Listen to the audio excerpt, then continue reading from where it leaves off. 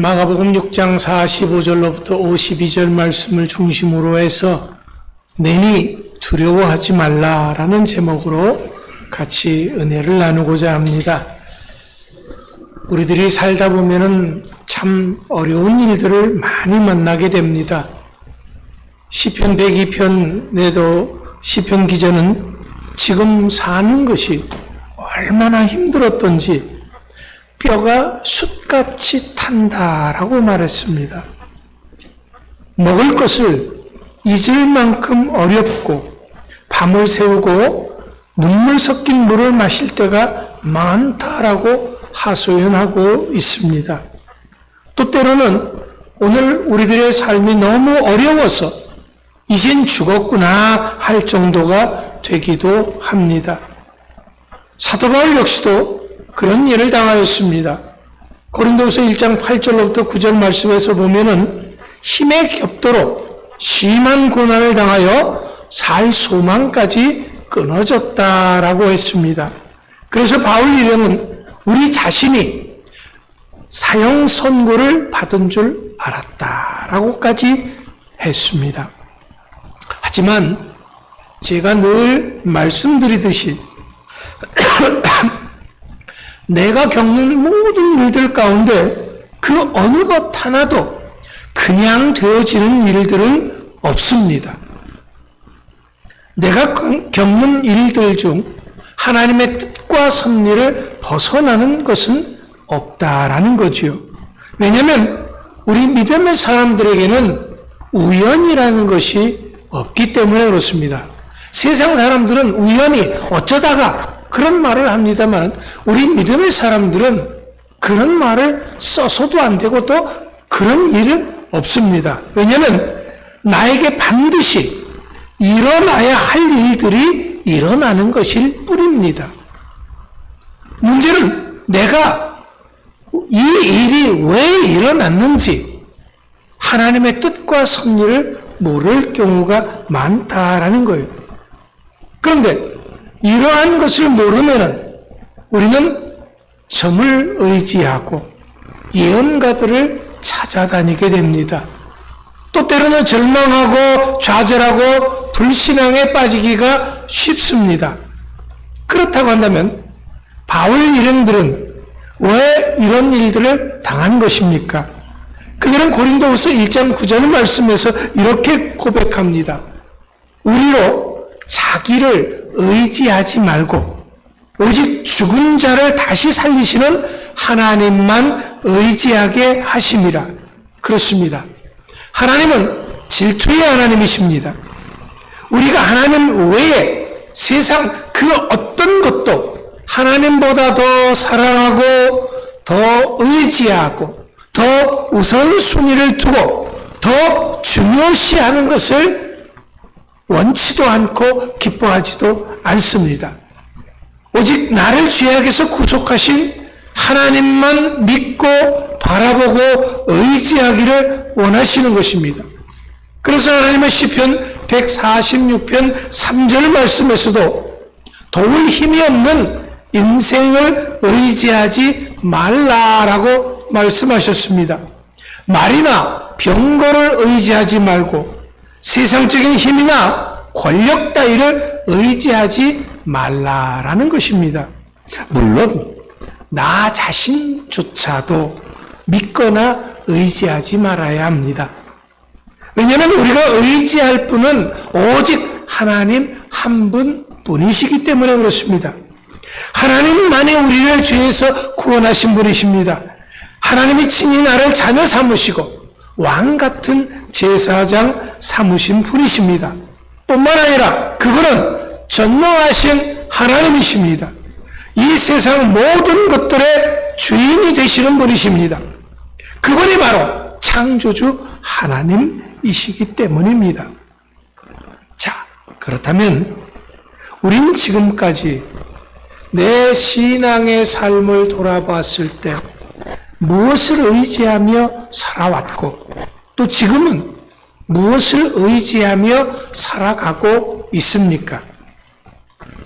세상적인 것을 의지하면은 우리도 이런 고난을 당할 수 있다라고 하는 것을 고린도후서 1장 말씀에서 깨우쳐주고 있음을 잊지 말아야 합니다. 우리가 딴 데 이렇게 쳐다보고 딴 데 정신이 팔리면은요, 하나님께서는 이놈 하고 여기를 봐야지 하고 하나님께서는 야단을 치신다라는 거죠. 이제부터라도 우리는 오직 하나님만을 믿고 의지하는 모두가 되시기를 축원합니다. 자, 바울 일행들이 이렇게 하나님의 뜻을 발견한 후에 더욱더 확고한 또 하나의 고백을 하게 되는데, 그것이 바로 고린도후서 1장 10절 말씀입니다. 거기는 이렇게 기록하고 있습니다. 그가 이같이 큰 사망에서 우리를 건지셨고 또 건지실 것이며 이 후에도 건지시기를 그에게 바라노라. 자, 하나님께서 우리를 옛날에도 사랑하셨고 지금도 사랑하시고 앞으로도 사랑하실 것이다라는 그런 말입니다. 그 어떤 상황 속에서도 하나님은 그들을 버리지 않으실 것임을 확신한 것입니다. 이것은 그들의 과거와 현재의 경험을 통해서 나온 고백이기 때문에 더욱더 확신에 차 있는 것을 발견합니다. 그들은 이런 고난의 사건을 통해서 강력한 하나님의 사랑과 함께 하심을 경험한 것입니다. 물론 죽을 만큼 힘들었지만 그것은 나를 죽이기 위한 것이 아니고 나를 살리기 위한 것임을 깨달았던 것입니다. 왜? 그렇게 안 하면은 나라고 하는 존재가 얼마나 강박한지 고집이 센지 돌이키질 않기 때문에 그렇다라는 겁니다. 그래서 나로 하여금 천국을 소유한 자로 기쁨 가운데 살게 하려는 하나님의 간섭하심이 있었던 것입니다. 그렇기 때문에 어떤 상황 속에서도 이젠 더 이상 두렵지 않습니다. 나를 사랑하시는 하나님이 전에도 지켜주시고 지금도 지키실 것을 믿기 때문입니다. 뿐만 아니라 앞으로도 그 어떤 상황이 온다고 할지라도 하나님이 우리들을 반드시 지키실 것을 믿습니다. 그렇기 때문에 이제는 더 이상 염려하지 않습니다. 걱정하지도 않습니다. 사랑하는 성도 여러분, 여러분들은 지금 어떤 상황입니까? 혹시 정말 견디기 어려운 고난 가운데 있습니까? 여러분들도 바울 일행과 같이 마치 사형 선고를 받은 것 같은 그런 상황입니까? 앞뒤 분간조차 안 되는 캄캄한 어둠에 휩싸여 있습니까? 지금 나의 상황이 아무리 그렇다고 할지라도 안심하시기 바랍니다. 왜냐하면 우리가 오늘 읽은 본문 마가복음 6장 45절로부터 52절 말씀에서도 보면은 예수님이 풍랑 가운데 있는 제자들을 찾아오시는 장면이 나오는 것을 보기 때문입니다. 나를 사랑하시는 주님은 어려움 가운데 있는 나를 못 본 척 외면치 않고 찾아오십니다. 나를 붙들어 주십니다. 나로 하여금 넉넉하게 이기게 하실 것입니다. 보십시오. 예수님이 제자들을 언제 찾아오셨습니까? 성경은 이때의 시간을 어떻게 기록했냐 그러면은요, 사경, 밤 사경에 찾아오셨다 그랬습니다. 이 경이라고 하는 것은요, 우리나라가 옛날에 사용하던 밤의 시간 단위입니다. 이런 경은 저녁 7시서부터 다음날 새벽 5시까지를 2시간 간격으로 이렇게 5수로 나누어서 불렀습니다. 그래서 일경 하면은 저녁 7시부터 9시가 되는 겁니다. 자, 그러면 사경은 몇 시죠? 자, 일경이 7시서부터 9시면 사경은 몇 시예요?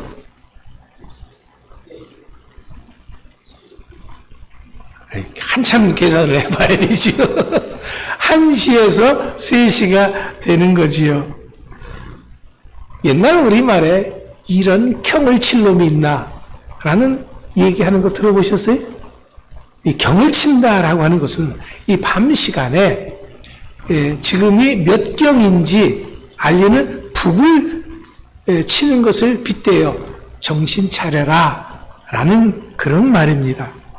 그러니까 사경이라고 하는 것은요, 밤의 깊은 시간을 의미하는 것입니다. 그래서 우리는 가장 힘든 때를 지날 때 뭐라 그래요?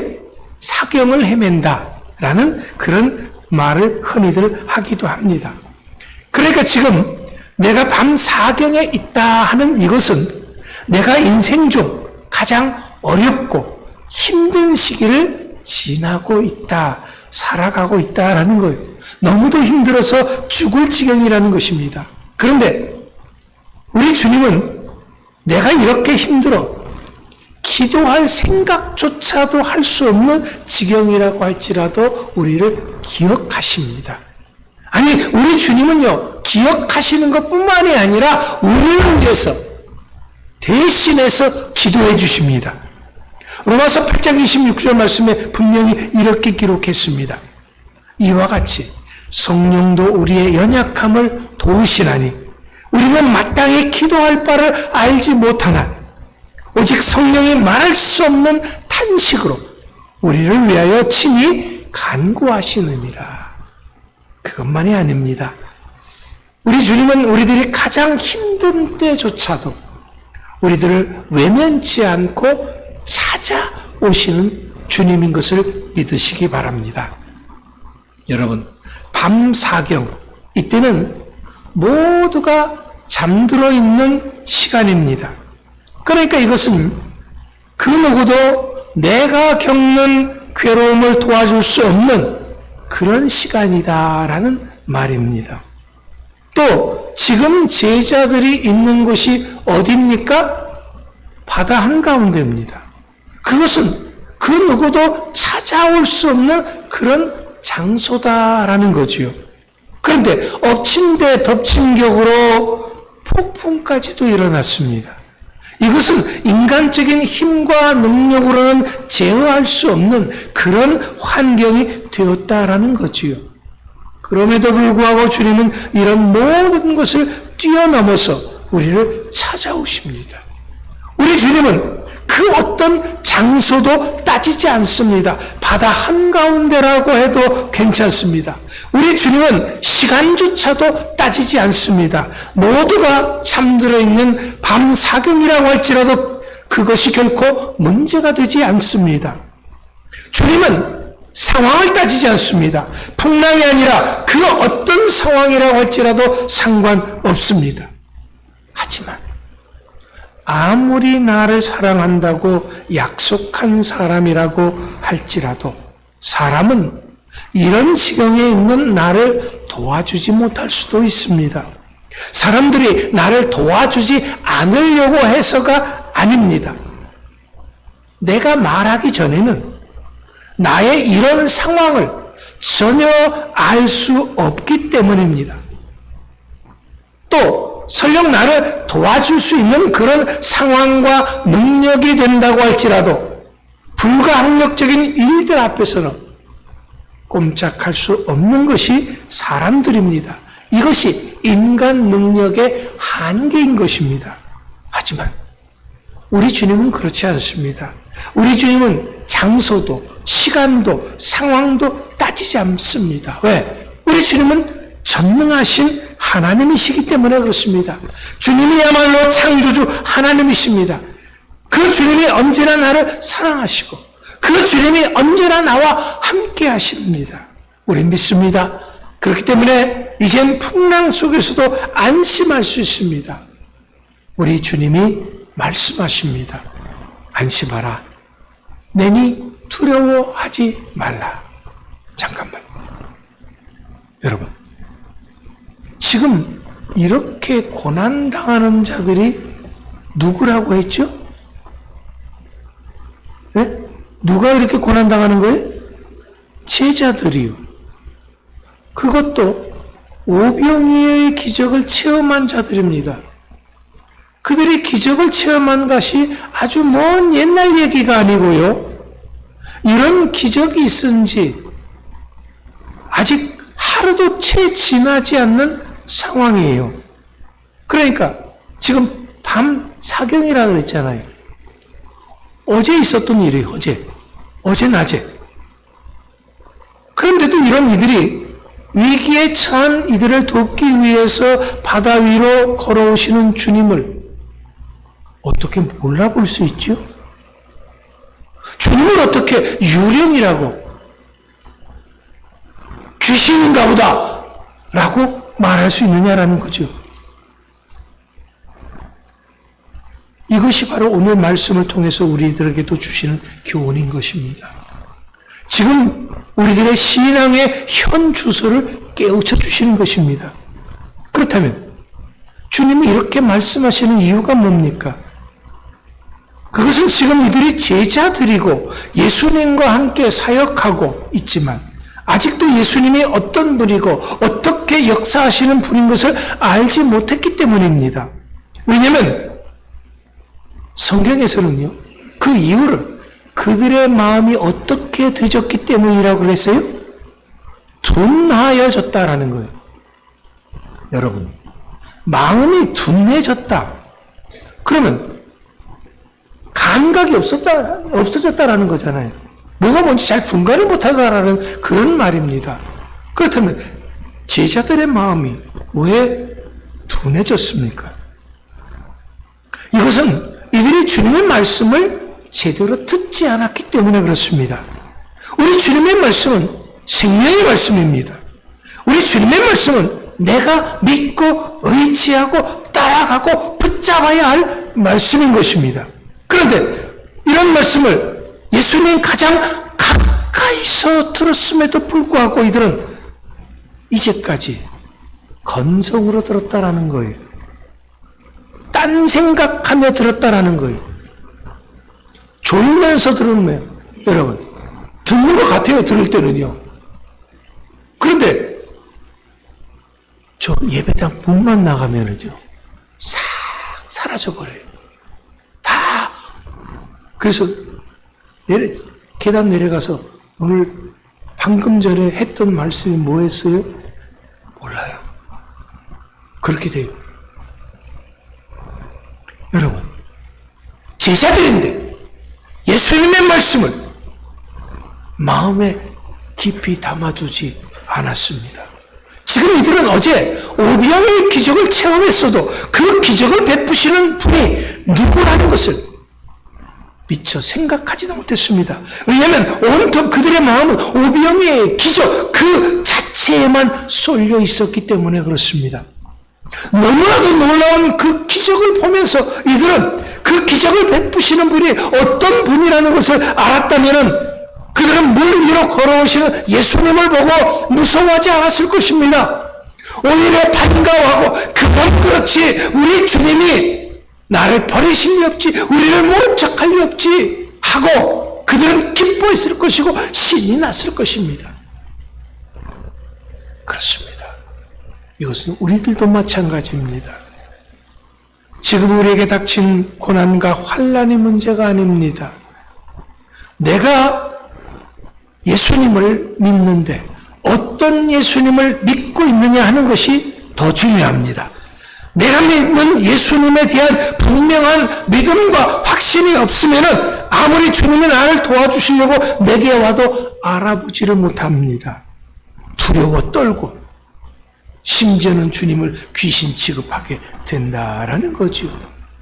그렇기 때문에 이제는 내가 믿는 주님에 대한 분명한 신앙 고백이 있는 여러분 모두가 되시기를 축원합니다.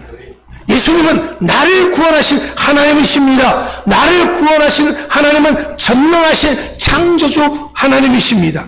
이런 하나님은 나에게 그 어떤 상황이 온다고 할지라도 나를 버리지 않습니다. 외면치 않습니다. 그 어떤 상황에서도 세상 사람 그 누구도 나의 사정을 몰라준다고 할지라도 우리 주님은 나의 모든 것을 아십니다. 나를 도와주시기 위해서 친히 찾아오시는 주님입니다. 그 주님이 말씀하십니다. 안심하라. 내니 두려워하지 말라. 자, 여기서 내니라고 하는 이 말씀은요, 출애굽 당시 하나님이 모세에게 하나님이 누구신가를 계시하셨던 말씀입니다. 나다. 나는 곧 나다. 나는 스스로에 있는 자다. 나는 곧 하나님, 만군의 하나님, 창조주 하나님이시다 라고 하는 것을 말씀하시는 것입니다. 이런 주님이 이제 그들에게 왔기 때문에 더 이상 두려워할 필요가 없다는 것입니다.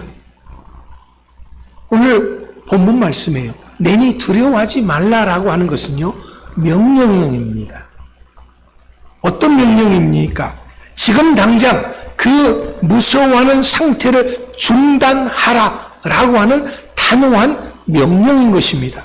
이것이 바로 예수님이 친히 물 위로 걸어오시는 목적입니다. 그래서 안심하라라는 것입니다. 사랑하는 성도 여러분, 인생 가운데 가장 어려울 때 과연 우리는 무엇을 의지해야 합니까? 폭풍 속에서 우리는 과연 무엇을 의지해야 합니까? 고난과 환난 속에서 우리는 무엇을 의지해야 합니까? 세상 사람들의 말이 아닙니다. 점술가들의 말이 아닙니다. 예언가들의 말이 아닙니다.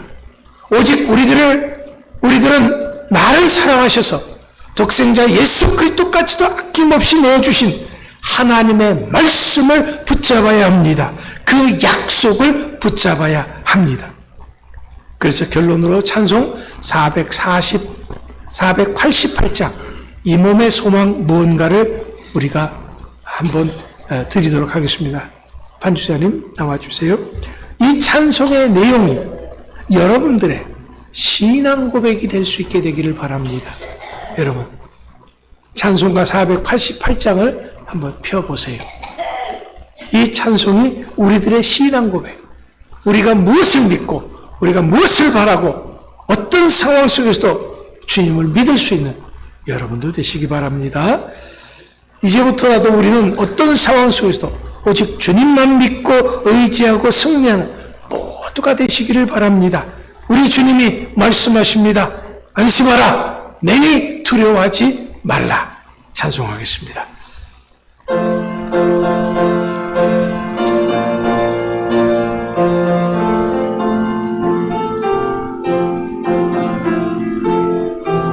조금 빠르게요. 이 몸의 소망 무언가 우리 주 예수뿐일세. 우리 주 예수밖에는 믿으리야 주 없도다. 주 나의 반석이시래. 그 위에 내가 서리라. 그 위에 내가 서리라. 무섭게 바라보는 밤 물결이 높이 설렐 때 우리 주 거시는 내의 소망에 닻을 주리라. 주 나의 반석이시래. 그 위에 내가 서리라.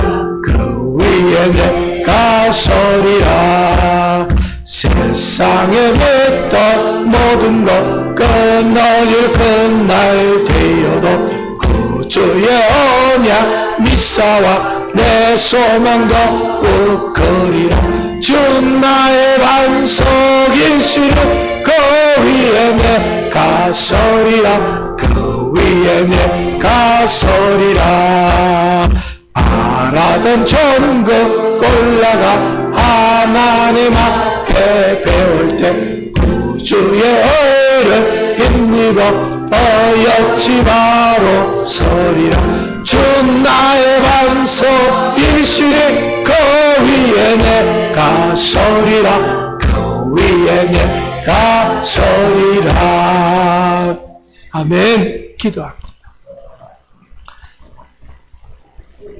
우리를 사랑하시는 아버지 하나님 감사합니다. 우리